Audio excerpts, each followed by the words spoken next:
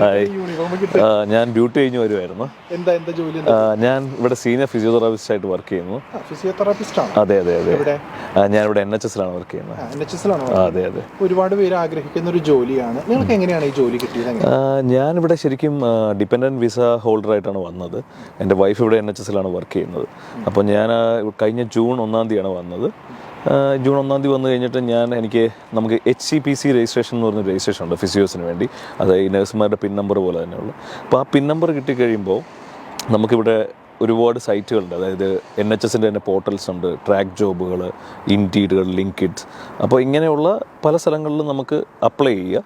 അപ്പം ഞാൻ ആദ്യം ഇവിടെ കയറിയത് ഒരു പ്രൈവറ്റ് ഫേമിലാണ്, അതായത് പ്രൈവറ്റ് ഫിസിയോതെറാപ്പി സെൻറ്റേഴ്സിലാണ്. അതൊരു മസ്കുലോസ്കെലറ്റൽ ബേസ്ഡ് ഔട്ട് പേഷ്യൻറ്റ് ക്ലിനിക്കായിരുന്നു. അവിടെ ഒരു 3 മാസം വർക്ക് ചെയ്തു. അത് കഴിഞ്ഞിട്ട് ഞാൻ NHSൽ പതുക്കെ ജോബ് ഓപ്പർച്യൂണിറ്റി ഹണ്ട് ചെയ്യാൻ തുടങ്ങി. അങ്ങനെ ഒരു 40-50 ആപ്ലിക്കേഷൻസോളം അയച്ചു. അതിനകത്തൊരു 3-4 എനിക്ക് എന്താ പറയുക സെലക്ട് ആയത്. അപ്പോൾ ആ സെലക്ട് ആയി കഴിഞ്ഞിട്ട് അതിൽ ഇൻ്റർവ്യൂ നമ്മൾ ക്രാക്ക് ചെയ്ത് കഴിഞ്ഞിട്ട് അവർ നമുക്ക് പൊട്ടൻഷ്യൽ ഉള്ളവരാണോ എന്ന് ഈ ഇൻ്റർവ്യൂവിലൂടെ നമ്മൾ മനസ്സിലാക്കി അവർ നമുക്ക് ഓട്ടോമാറ്റിക്കലി വർക്കിംഗ് ഒരു കണ്ടീഷൻ ലെറ്ററോ അല്ലെങ്കിൽ ഓഫർ ലെറ്റർ തന്ന് നമ്മൾ ജോയിൻ ചെയ്യുകയാണ് ചെയ്യുന്നത്. എങ്ങനെയുണ്ട് ഇവിടെ ഒരു സാധ്യത ഈ രംഗത്ത്? ഇപ്പോൾ ഇത് ഷോർട്ട് ലിസ്റ്റ് ആണ്. ആക്ച്വലി ഫിസിയോ എന്ന് പറയുന്ന ഒരു ഷോർട്ട് ലിസ്റ്റിൽ ഉണ്ട് ഓൾറെഡി. അപ്പോൾ നമുക്കിവിടെ ഓപ്പർച്യൂണിറ്റീസ് ഒരുപാടുണ്ട്. അപ്പോൾ നമ്മൾ ഡിസപ്പോയിൻറ്റഡ് ആകേണ്ട ആവശ്യമില്ല. നമ്മൾ HCPC രജിസ്ട്രേഷൻ കിട്ടിക്കഴിയുമ്പോൾ ഓട്ടോമാറ്റിക്കലി 1-2 അല്ലാതെ ഒരു മൾട്ടിപ്പിൾ ആയിട്ടുള്ള ആപ്ലിക്കേഷൻ ഹണ്ട് തന്നെ ചെയ്യുക. അപ്പോൾ തന്നെ അതിൽ ഏതെങ്കിലും എന്തായാലും ഒരു ഷോർട്ട് ലിസ്റ്റ് എന്തായാലും ഉറപ്പായിട്ടും ഷുവറായിട്ടും നിങ്ങൾക്ക് ഗ്രാബ് ചെയ്യാൻ പറ്റും. അതിൽ നിങ്ങൾക്ക് സ്റ്റിക്ക് ഓൺ ചെയ്ത് മുന്നോട്ട് പോകാൻ പറ്റും. വളരെ ഇപ്പോൾ നാട്ടിൽ നിന്നും കുറേ പേര് ഇപ്പോൾ ഈ പ്രൊഫഷൻ അപ്രോച്ച് ചെയ്യാൻ ആഗ്രഹിക്കുന്നു. അവർക്കൊക്കെ എങ്ങനെയാണ് ഒരു സാധ്യത? അവർക്കൊക്കെ എങ്ങനെയാണ് ആക്ച്വലി നാട്ടിൽ നിന്നാണെങ്കിലും ഈ സെയിം പാറ്റേൺ തന്നെ. നമുക്ക് HCPC രജിസ്ട്രേഷൻ എന്ന് പറയുന്നത് ഹെൽത്ത് കെയർ കൗൺസിലിൽ നിന്നാണ് അതിൻ്റെ ഫുൾ എന്ന് പറയുന്നത്. അപ്പോൾ ആ HCPC രജിസ്ട്രേഷൻ കിട്ടാൻ വേണ്ടി നമ്മൾ നാട്ടിലെ ക്രെഡൻഷ്യൽസും ഇവിടുത്തെ ഒരു ഓൺലൈനായിട്ട് നമുക്ക് ആപ്ലിക്കേഷൻ അയക്കാൻ പറ്റും. അപ്പോൾ അതിൽ നമ്മൾ ഇവിടുത്തെ ഈ കൗൺസിൽ നമ്മൾ അപ്രൂവൽ തരുകയും ആ അപ്രൂവൽ എന്ന് പറയുന്നത് ഈ ഒരു പിൻ നമ്പറായിട്ടാണ്. ആ പിൻ നമ്പറാണ് ബേസിക് മാൻഡേറ്ററി ആയിട്ട് നമ്മൾ ഹോൾഡ് ചെയ്യേണ്ടത്. ആ പിൻ നമ്പർ വെച്ചിട്ട് നമ്മൾ അപ്ലൈ ചെയ്യുക. എന്നിട്ട് ഇൻ്റർവ്യൂ ഷോർട്ട് ലിസ്റ്റ് ആയി കഴിയുമ്പോൾ ഓട്ടോമാറ്റിക്കലി ഇവർ ഫേസ് ടു ഫേസോ അല്ലെങ്കിൽ ഓൺലൈൻ ഇൻ്റർവ്യൂസിന് വേണ്ടി ചാർട്ട് ചെയ്യും. നമ്മളത് ക്രാക്ക് ചെയ്യാൻ നോക്കുക. ഇൻ്റർവ്യൂ ആണ് ഇവിടുത്തെ ഏറ്റവും basic capacity to come over here. അതാണ്. നാട്ടിൽ വർക്ക് ചെയ്തിട്ടുണ്ടായിരുന്നു. ഞാൻ നാട്ടിൽ ഫിസിയോ ഫേം തന്നെയായിരുന്നു. അപ്പോൾ കമ്പാരിസൺ എന്ന് പറയുമ്പോൾ ടോട്ടലി ഡിഫറെൻ്റ് ആണ് നമ്മുടെ നാട്ടിലെ സിസ്റ്റം ഇവിടുത്തെ സിസ്റ്റം. കാരണം ഇവിടെ കൂടുതലും എല്ലായിടത്തും പേഷ്യൻ്റ് സെൻറ്റേർഡ് ആണ്. പക്ഷേ നാട്ടിലെ ഒരു സിസ്റ്റം എന്ന് പറയുന്നത് നമുക്ക് ഒരു കൂടുതൽ ഡിസ്ചാർജ് പ്ലാനിങ്ങിനെ കുറിച്ചോ അല്ലെങ്കിൽ അവരുടെ വീട്ടിൽ അതിനെക്കുറിച്ചൊന്നും നമ്മൾ കൂടുതൽ തിങ്ക് ചെയ്യേണ്ട ആവശ്യമില്ല. പക്ഷേ ഇവിടെ എന്ന് പറയുന്ന ഒരു മൾട്ടി ഡിസിപ്ലിനറി ടീമായിട്ട് നമ്മൾ വർക്ക് ചെയ്യുന്നത്. ഇവിടെ നമ്മുടെ കൂട്ടത്തിൽ ഒരു ഒക്യുപേഷണൽ തെറാപ്പിസ്റ്റ് ഉണ്ടാവും, ഡോക്ടേഴ്സ് ഉണ്ടാവും, പിന്നെ നേഴ്സസ് ഉണ്ടാവും. സോ നമ്മളിവിടെ ഒരുമിച്ചിരുന്ന് ഗ്യാദർ ചെയ്തിട്ടാണ് ഒരു ഗോളിന് സെറ്റ് ചെയ്യുന്നത്. ആ പേഷ്യൻ്റ് എന്തൊക്കെ അച്ചീവ് ചെയ്യാം, ആ പേഷ്യൻ്റ് എങ്ങനെ വീട്ടിലേക്ക് നമുക്ക് വിടാൻ പറ്റും. അപ്പോൾ അതിനനുസരിച്ചിട്ടാണ് നമ്മളിവിടെ നമ്മുടെ ട്രീറ്റ്മെൻറ്റ് ബേസ് ചെയ്യുന്നത്. ഇവിടെയാണോ നാട്ടിലാണോ വർക്ക് ചെയ്തപ്പോൾ നിങ്ങൾക്ക് ആക്ച്വലി എന്താണെന്ന് വെച്ച് കഴിഞ്ഞാൽ ഞാൻ ഇനിഷ്യലി ഈ NHSലേക്ക് കയറിയപ്പോൾ എനിക്ക് ഭയങ്കര സ്ട്രഗ്ലിംഗ് ഫേസ് ആയിട്ട് തോന്നി. കാരണം ആദ്യത്തെ ഒരു 2 മാസം എന്ന് പറയുന്ന കുറച്ച് സ്ട്രഗ്ലിംഗ് ഫേസ് ആയിരുന്നു എനിക്ക്. പക്ഷേ ഇവർ നമുക്ക് തത്തുല്യമായ രീതിയിലുള്ള ഷാഡോയിങ്, ഇവിടെ അതിന് ഷാഡോയിങ് എന്നാണ് പറയുന്നത്. കാരണം ഒരു കൊളീഗ്സിൻ്റെ അല്ലെങ്കിൽ സീനിയർ മോസ്റ്റ് ഫിസിയോൻ്റെ ഒപ്പം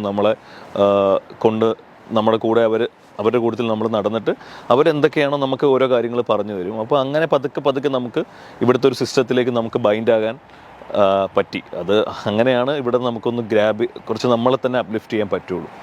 എങ്ങനെയാണ് ഇപ്പോൾ സാധാരണ നഴ്സുമാരുടെ ഒരു സാലറി സ്കെയിലും ഇതൊക്കെ ആളുകൾക്ക് അറിയാം. എങ്ങനെയാണ് നിങ്ങളുടെ ഒരു സാലറി സ്കെയിലും അല്ലെങ്കിൽ ഒരു ബെനിഫിറ്റ്സ് ഒക്കെ എങ്ങനെയാണ്? ഓക്കെ, ഇതെങ്ങനെയാണെന്ന് വെച്ച് കഴിഞ്ഞാൽ ഈ NHSൽ എന്ന് പറയുന്നത് നമുക്ക് Band 5, Band 6, Band 7, Band 8 എന്നുള്ള രീതിയിലുള്ള ഒരു ക്ലാസിഫിക്കേഷനാണ്.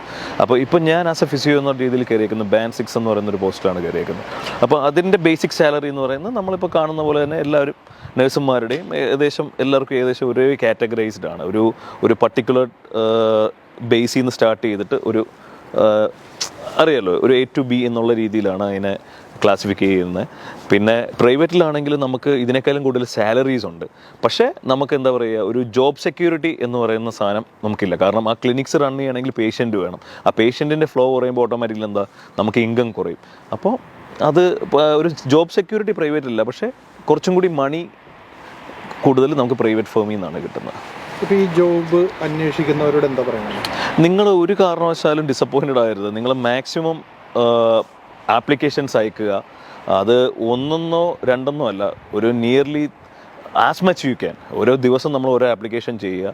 ഉറപ്പായിട്ടും നിങ്ങൾക്ക് ഏതെങ്കിലും ഒരെണ്ണം ഷോർട്ട് ലിസ്റ്റ് ചെയ്യാൻ പറ്റും. പിന്നെ അതോടൊപ്പം തന്നെ നമ്മൾ ചിന്തിക്കേണ്ട ഒരു കാര്യം, നമ്മൾ ഈ NHS ജോബിന് അപ്ലൈ ചെയ്യുമ്പോൾ ഇവിടെ ബേസിക്കലി അവർ നോക്കുന്നത് ഇതെല്ലാം ഒരു അൽഗോരിതം അനുസരിച്ചിട്ടാണ്, കമ്പ്യൂട്ടർ അൽഗോരിതം അനുസരിച്ചാണ് ഇവർ നമ്മൾ ചൂസ് ചെയ്യുന്നത്. അപ്പോൾ നമ്മൾ സപ്പോർട്ടിംഗ് ഡോക്യുമെൻറ്റ്സ് എന്ന് പറയുന്ന ഒരു ഇത് വരും, നമ്മൾ എന്താ പറയുക, ഒരു പോർഷൻസ് ഉണ്ട്. അതിൽ നമ്മളെപ്പോഴും നമ്മളെക്കുറിച്ച് നമ്മൾ എഴുതുമ്പോൾ ഒരു ഗ്രൂപ്പ് ഓറിയൻറ്റഡ് ആയിട്ട് നമ്മൾ വർക്ക് ചെയ്തുള്ള രീതിയിൽ നമ്മൾ സപ്പോർട്ടിംഗ് ഡോക്യുമെൻറ്റിനെ ബൈൻഡ് ചെയ്യുക. അപ്പോൾ അത് കുറച്ചും കൂടി ഈസി ആയിട്ട് നിങ്ങൾ ഷോർട്ട് ലിസ്റ്റ് ചെയ്യാനുള്ള ചാൻസസ് വളരെ കൂടുതലാണ്. ഷോർട്ട് ലിസ്റ്റ് ചെയ്ത് കഴിഞ്ഞാൽ ഒരു ഇൻ്റർവ്യൂ പാറ്റേൺസ് ഒക്കെ എങ്ങനെയാണ്? ഇൻ്റർവ്യൂ പാറ്റേൺസ് എന്ന് പറയുന്നത് ഇവിടെ ബേസിക്കലി സിനറിയോ ബേസ്ഡ് ആണ്. അപ്പം നമ്മൾ നാട്ടിലാണെങ്കിൽ എന്താണ് സ്ട്രോക്ക്, അല്ലെങ്കിൽ എന്താണ് മൾട്ടിപ്പിൾ സ്ക്ലീറോസിസ്, അങ്ങനെ നമ്മളെ ആസ് എ ഫിസിയോ എന്നുള്ള രീതിയിലുള്ള ക്വസ്റ്റ്യൻസ് ആണ്. പക്ഷേ ഇവിടെ അങ്ങനെയല്ല. എന്താണ് ഈ ഒരു പേഷ്യൻ്റ് വീഴുമ്പോൾ എന്താണ് നിങ്ങൾക്ക് ചെയ്യാൻ പറ്റുന്നത്, അല്ലെങ്കിൽ ഈ പേഷ്യൻറ്റിന് നമുക്ക് എന്തൊക്കെ ചെയ്യാൻ പറ്റും ആസ് എ ടീം എന്നുള്ള രീതിയിൽ. അപ്പോൾ എല്ലാം ഒരു സിനറിയോ ബേസ്ഡ് ആണ്. പിന്നെ നിങ്ങൾ ഇൻ്റർവ്യൂവിന് അറ്റൻഡ് ചെയ്യണതിന് തൊട്ട് മുന്നേ കുറേ യൂട്യൂബ് വീഡിയോസുകൾ കാണുക. ഫിസിയോസിന് ഒരുപാട് അവൈലബിൾ ആയിട്ടുള്ള ഇതുണ്ട്. പിന്നെ ബേസിക്കലി ഇവിടെ വർക്ക് ചെയ്യുന്ന ആരെങ്കിലുമായിട്ടൊന്ന് ഒരു ഫോണിൻ കോളോ അല്ലെങ്കിൽ അവർക്ക് മെസ്സേജ് അയക്കുകയോ വാട്സപ്പ് ഗ്രൂപ്പോ അങ്ങനെ എന്തെങ്കിലുമൊക്കെ ചെയ്യുന്നത് വളരെ ഉപകാരമായിരിക്കും. അപ്പോൾ ഓവറോൾ നിങ്ങൾ ഇവിടുത്തെ ജോബിൽ സന്തുഷ്ടനാണ്? ഞാൻ സന്തുഷ്ടനാണ്. അതെ. ഇനി എന്താണ് അടുത്ത പ്ലാൻ? ഇതിന്റെ ടോപ്പിലേക്ക് പോകാൻ ഉദ്ദേശിക്കുന്നുണ്ട്? നമ്മൾ മാക്സിമം ഓരോ കോമ്പിറ്റൻസീസ് നമുക്ക് ഇവർ തരുന്നുണ്ട്. അപ്പോൾ അതിനനുസരിച്ച് നമ്മൾ മുന്നോട്ട് ഫോക്കസ് ചെയ്യുന്നുണ്ട്. കാരണം ഇവിടെ നമുക്കൊരു സ്റ്റഫ് ഉണ്ടെങ്കിൽ ഡെഫിനറ്റ്ലി നമുക്ക് ഇവിടെ ഏത് പോസ്റ്റിലേക്ക് എത്താനുള്ളൊരു ഓപ്പർച്യൂണിറ്റി ഇവർ തരുന്നുണ്ട്. അത്രയേ ഉള്ളൂ. അപ്പോൾ അടിപൊളിയാവട്ടെ future. Thank you so much. ആരെങ്കിലും എന്തെങ്കിലും സംശയം ചോദിച്ചാൽ പറഞ്ഞു കൊടുത്തോളൂ. ഡെഫിനറ്റ്ലി.